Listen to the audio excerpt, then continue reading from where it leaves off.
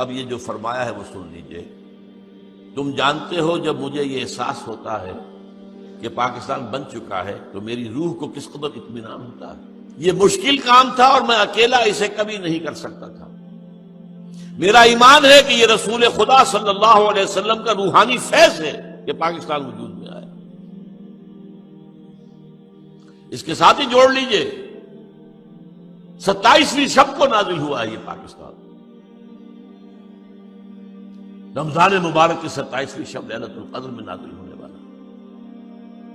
اب یہ پاکستانیوں کا فرض ہے کہ وہ اسے خلافت راشدہ کا نمونہ بنائیں تاکہ خدا اپنا وعدہ پورا کرے اور مسلمانوں کو پوری زمین کی بادشاہت دے.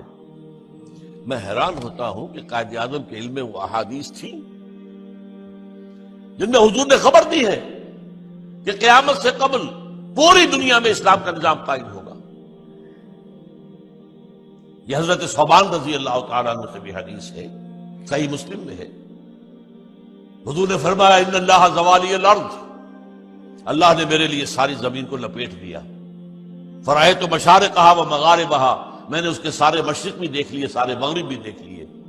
وَإِنَّ أُمَّتِي سَيَبْلُغُ مُلْكُهَا مَا زُوِيَ لِي مِنْهَا، اور میری امت کی حکومت ان تمام علاقوں پر قائم ہو کر رہے گی جو مجھے اللہ نے زمین کو لپیٹ کر دکھا دی.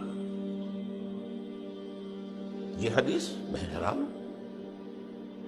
یہ تو اچھے اچھے علماء کے علم میں نہیں ہے.